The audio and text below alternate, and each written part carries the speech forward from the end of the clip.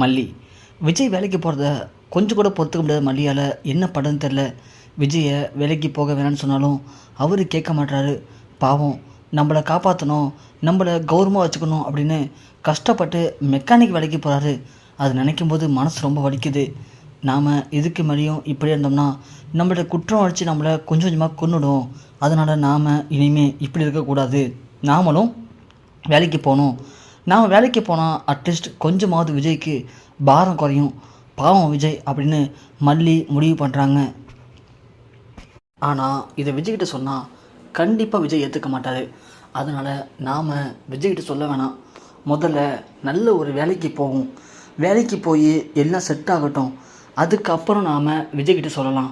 சொல்லிவிட்டு இதுக்கு மேலே நீங்கள் வேலைக்கு போக வேணாம் விஜய் அப்படின்னு விஜயை நாம் வீட்டில் இருக்க சொல்லிடலாம் அப்படின்னு மல்லி முடிவு பண்ணுறாங்க. ஆனால் நாம் வேலைக்கு போகிறத பற்றி அன்னபூர்ணி பெரியம்மாட்ட சொன்னாலும் கண்டிப்பாக பெரியம்மா அதுக்கு சம்மதிக்க மாட்டாங்க. அவங்க போயிட்டு விஜய்கிட்ட சொன்னாலும் சொல்லிடுவாங்க அப்படின்னு மல்லி முடிவு பண்ணி யார்கிட்டையும் சொல்லாமல் நேராக கிளம்பி ஏற்கனவே வேலை செஞ்ச 2 மணி இடத்துக்கு போகிறாங்க. ஆனால் அங்கெல்லாம் வேலை எதுவும் இல்லை. அப்போ தான் ஏற்கனவே வேலை செஞ்ச ஒரு பொண்ணு சொல்கிறாங்க, ஏண்டி உங்கள் பெரியம்மாவுக்கு தெரிஞ்ச ஒருத்தர் இருப்பார்ல, அவர் கூட நம்மளை அங்கங்கே வேலைக்கு அழைச்சிட்டு போவார், அவர்கிட்ட வேணால் கேட்டு பாரு, அவர் மூலிமா உனக்கு வேலை கிடைக்கிறதுக்கு வாய்ப்பு இருக்குது அப்படின்னு சொல்கிறாங்க. அதை தெரிஞ்சுக்கிட்டு மல்லியும் ஆமாம் அந்த அண்ணன் இருப்பார் அப்படின்னு மல்லி போயிட்டு அந்த அண்ணனை பார்க்குறாங்க. அண்ணன் இது மாதிரி கொஞ்சம் கஷ்டமாக இருக்குது, எனக்கு எதனா வேலை இருந்தால் கிடைக்குமா அப்படின்னு கேட்க, என்னம்மா சொல்கிற, உனக்கு கஷ்டமாக இருக்கா? உங்கள் பெரியம்மாட்ட சொன்னாலே போதுமே, உங்கள் பெரியம்மாவுக்கு தான் ஏகப்பட்ட பேர் தெரியுமே, அவங்களே வேலை வாங்கி கொடுப்பாங்களே, நீ என்னம்மா என்கிட்ட வந்து வேலை கேட்குற? இல்லைண்ணே, பெரியம்மாவுக்கு தெரியாது நான் வேலைக்கு வர்றது. ஏன்னா எங்கள் பெரியம்மா என்னை வேலைக்கு அனுப்ப மாட்டாங்க. அதனால தானே நான் எங்கள் பெரியம்மாவுக்கு தெரியாமல் வந்திருக்கேன். நீங்கள் ஹெல்ப் பண்ணி எனக்கு ஒரு வேலை வாங்கி கொடுங்கண்ணே அப்படின்னு சொல்ல, அவர் உடனே இங்கே பாருமா, நீ என்ன படிச்சிருக்க தெரியுமா? உனக்கு நீ படித்த படிப்புக்கெல்லாம் என்னால் உனக்கு ஆஃபீஸில் வாங்கி தர முடியாது. ஆனால் டெய்லியும் வேலை செய்கிற அளவுக்கு கூலி வேலை தான் வாங்கி தர முடியும். உனக்கு ஓகேனா சொல்லு, நான் உன்னை அழைச்சிட்டு போகிறேன். அண்ணே, நான் இருக்க கஷ்டத்துக்கு இப்போது எனக்கு எந்த வேலை இருந்தாலும் பரவாயில்லண்ணே, நான் வரேண்ணே, ஒரு பிரச்சனை இல்லைண்ணே, என்னை அழைச்சிட்டு போங்கண்ணே. சரிம்மா, நான் ஒரு கம்பெனி க்ளீன் பண்ணுற வரைக்கும் அழைச்சிட்டு போகிறேன். உனக்கு ஓகே தானே? ஓகேண்ணே. சரி, அவன் கூட போய் நில்லு, சேர்ந்து போகலாம் அப்படின்னு சொல்ல மல்லி போயிட்டு அவங்க கூட நிற்கிறாங்க. ஒரு வண்டி வருது. வண்டி வந்தோடனே அவர் எல்லாரையும் அழைச்சிக்கிட்டு அந்த கம்பெனிக்கு போகிறாரு. போயிட்டு மாடியில் போங்க, அந்த கம்பெனி இருக்குது, அங்கே போயிட்டு அங்கே இருக்கிற எல்லாத்தையும் க்ளீன் பண்ணி அடுக்குங்க வரிசையாக அப்படின்னு சொல்ல எல்லோரும் போயிட்டு அதை க்ளீன் பண்ண ஆரம்பிக்கிறாங்க. க்ளீன் பண்ணவும் மல்லியும் நேராக மேலே போகிறாங்க. மேலே போயிட்டு எல்லாத்தையும் க்ளீன் பண்ணிட்டு அடுக்கிட்டுருக்காங்க. அடுக்கிட்டு இருக்கும்போது தான் நம்ம மல்லி அங்கே பார்க்குறாங்க. என்னென்னு பார்த்தா அவங்களுக்கு பேர் எதிர்ச்சி ராஜேஸ்வரி குரூப் ஆஃப் கம்பெனி அப்படின்னு போட்டிருக்கு. அதை பார்த்த உடனே நம்ம மல்லிக்கு செம ஷாக்கு. என்ன, ராஜேஸ்வரி குரூப் ஆஃப் கம்பெனியா? அப்போ இது ராஜேஸ்வரி கம்பெனியா அப்படின்னு மல்லி ஷாக்காகி பார்க்குறாங்க. ஐயோ, ராஜேஸ்வரி மட்டும் நம்ம வேலைக்கு வந்து பார்த்தானா கண்டிப்பாக சும்மா இருக்க மாட்டாரே, இதை வச்சு திரும்பவும் ஏதாவது பிரச்சனை உண்டு பண்ணுவாளே அப்படின்னு மல்லி முடிவு பண்ணுறாங்க. இதுக்கு மேலே நம்ம ஒரு நிமிஷம் கூட இந்த இடத்துல நிற்கக்கூடாது, நாம் முதல்ல இங்கேருந்து கிளம்பணும் அப்படின்னு மல்லி கீழே வராங்க. கீழே வந்து, அண்ணே இல்லைண்ணே, நான் கிளம்புறேன், எனக்கு இந்த வேலை வேணாண்ணே. என்னம்மா சொல்கிற? இன்னமும் வேலை கொடுன்னு கெஞ்சினேன், இப்போ என்னமோ வேலை வேண்டாம் கிளம்புறேன்னு சொல்கிறேன், என்னவோ மனசு நினச்சிட்ருக்க நீ? இல்லைண்ணே, எனக்கு இந்த வேலை வேணாம், நீங்கள் வேறு எந்த வேலை கொடுத்தாலும் செய்கிறேன், என்னை விட்டுருங்கண்ணே.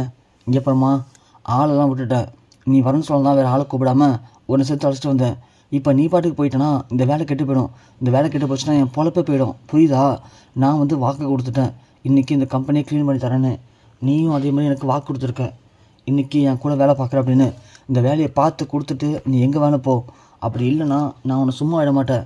நேராக அண்ணன் கால் பண்ணி உன் பொண்ணு என்ன இப்படி பண்ணுறான்னு சொல்லி அவள்கிட்ட கம்ப்ளைண்ட் பண்ணுவேன், பரவாயில்லையா அப்படின்னு மிரட்ட மல்லிக்கு ஒரு வழி தெரியல. சரிங்கண்ணே, நான் க்ளீன் பண்ணி தரேன் அப்படின்னு மேலே போய் க்ளீன் பண்ணுறாங்க. க்ளீன் பண்ணிட்டு இருக்க கொஞ்ச நேரத்துலேயே நம்ம ராஜேஸ்வரி ரஞ்சிதா 2 பேரும் ஆஃபீஸ் வந்துடுறாங்க. வந்து வெயிட் பண்ணுறாங்க. க்ளீன் பண்ணி முடிச்சிட்டாங்க மேடம் அப்படின்னு சொல்லும்போது ராஜேஸ்வரி திரும்பி பார்க்குறாங்க. நம்ம மல்லி நிற்கிறத பார்த்ததும் ராஜேஸ்வரிக்கு செம்ம ஷாக்கு. என்ன மல்லியா அப்படின்னு. அப்போது மல்லி இங்கே க்ளீன் பண்ணுற வேலைக்கு வந்திருக்காளா? பரவாயில்லையே, அந்த விஜய் கார் மெக்கானிக்காக போய் கஷ்டப்படுறான், இந்த மல்லி இந்த மாதிரி க்ளீன் பண்ணுற வேலைக்கு வந்திருக்காளே அப்படின்னு சொல்லிட்டு, சரி எல்லோரையும் கூப்பிடுவீங்க அப்படின்னு சொல்ல அவரும் எல்லோரையும் கூப்பிட்றாங்க. கூப்பிடவும் மல்லி வராங்க. மல்லியை பார்த்து ராஜேஸ்வரி, என்ன மல்லி க்ளீன் பண்ணுற வேலைக்கு வந்திருக்கியா? பரவாயில்ல, உன்னுடைய தகுதி தாதரம் என்னன்னு நீ இப்பயாச்சும் புரிஞ்சுக்கிட்டியே. கரெக்டாக புரிஞ்சுக்கிட்டு எங்கே போனால் நமக்கான மரியாதை கிடைக்குமோ அங்கே நீயாய் வந்துட்ட. விஜய் கார் மெக்கானிக்காக கார் கழுவு வேலைக்கு போயிட்டுருக்கான். நீனு இப்படி வேலைக்காரி வேலைக்கு வந்துட்ட. 2 பேரும் ரொம்ப கஷ்டப்பட்டு சம்பாதிக்கிறீங்க போல். பரவாயில்ல சம்பாதிங்க. ஆனால் ஒன்று மட்டும் நல்லா புரிஞ்சுக்க மல்லி, என்ன தான் உயிரை பறந்தாலும் காக்கா தான், குருவி தான். ஒரு நாளும் கழுக ஆக முடியாது. அதை மட்டும் மனசு வச்சுக்கோ. நீ என்னைக்கு என்கிட்ட படிஞ்சு போறியோ அன்றைக்கி தான் வாழ்க்கையில் நீ பொழைக்கவே முடியும். அது வரைக்கும் நீ எங்கே போனாலும் சரி என் காலுக்கு கீழே வந்து விழுந்து தான் ஆகணும் அப்படின்னு ராஜி ரொம்ப திமிராக பேசுகிறாங்க மல்லிகிட்ட. மல்லி எதுவும் பேசாமல் அமைதியாக இருக்காங்க. சரி இந்தா நீ வேலை பார்த்ததுக்கான காசு அப்படின்னு சொல்லி இங்கே மல்லி மூஞ்சிலே தூக்கிடுறாங்க ராஜி. மல்லி முறைக்கிறாங்க.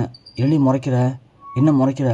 நீ வேலை செஞ்சதுக்கான கூலியை தூக்கி போட்டிருக்கேன், பொறுக்கிக்கிட்டு துணி பக்கமாக ஓடிடு அப்படின்னு சொல்ல மல்லி அந்த பணத்தை எடுத்துக்கிட்டு அங்கேருந்து ரொம்ப அசிங்கப்பட்டு கீழே இறங்கி வராங்க. கீழே இறங்கி வர மல்லி திரும்பி பார்க்குறாங்க. இது அப்போது நம்ம புருஷன் கஷ்டப்பட்டு சம்பாதிச்ச சொத்து தான் இதுவும். ஆனால் நம்ம புருஷனை ஏமாற்றி இன்றைக்கி எல்லாத்தையும் அபகரிச்சுக்கிட்டு இன்றைக்கி நம்மளையே இப்படி பண்ணுறாளே அப்படின்னு மல்லி சின்ன பார்க்குறாங்க. ராஜி வந்து என்னடி இன்னும் பார்க்குற அப்படின்னு சொல்ல அது வரைக்கும் பொறுமையாக அந்த நம்ம மல்லி பொறுத்தது போதும் மல்லி, இதுக்கு மேலே பொறுமையாக இருக்கணும் அவசியம் இல்லை அப்படின்னு ராஜியை பார்த்து என்ன நான் இங்கே என்ன உனக்கு என்ன பிரச்சனை அப்படின்னு கேட்குறாங்க. என்னடி பிரச்சனை ஏங்கிற? என்ன திமிரு கூடி போச்சா? எய்த்து பேசுகிற நின்று அப்படின்னு சொல்லவும் அப்படி தான் பேசுவேன் அப்படின்னு மல்லி சொல்கிறாங்க. இங்கே பாருங்கள், இவன் என்ன வேலைக்கு தான் வந்திருக்கா, என்ன எய்த்து பேசுகிறா அப்படின்னு சொல்ல அவர் வந்து என் மல்லி கொஞ்சம் அமைதியாருமா, அவங்க நமக்கு படிக்காசு போகிற முதலாளி, அவங்கள்ட்ட போய் எய்த்து பேசிகிட்டு இருக்கேன் அப்படின்னு சொல்ல போதும் நிப்பாட்டுங்க. யாருக்கு முதலாளி? இவளே ஒரு ஏமாத்தக்காரி, இவ ஒரு துரோகி, நம்பிக்கை துரோகி, பச்சை துரோகி இவ. இங்கே பாரு, நான் வேலைக்கு வந்தாலும் வேலைக்காரியாக வந்தாலும் உழைச்சி சாப்பிட்ணுன்னு நினைக்கிறேன், சம்பாதிச்சு சாப்பிட்ணுன்னு நினைக்கிறேன்.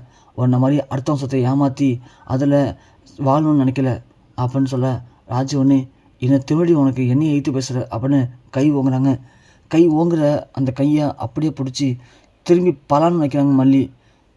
ஜாக்கிரதையாக இருந்துக்கோ, திரும்ப என் வெளில கிராஸ் பண்ணி தேவையில்லாமல் என்னை சீண்டி பார்க்கணும்னு நினச்சேன்னா இதுதான் நடக்கும் உனக்கு அப்படின்னு ராஜியை பலான்னு விட்டுட்டு அங்கேருந்து மல்லி கிளம்பிடுறாங்க. ராஜியால் ஒன்றுமே சொல்ல முடியல.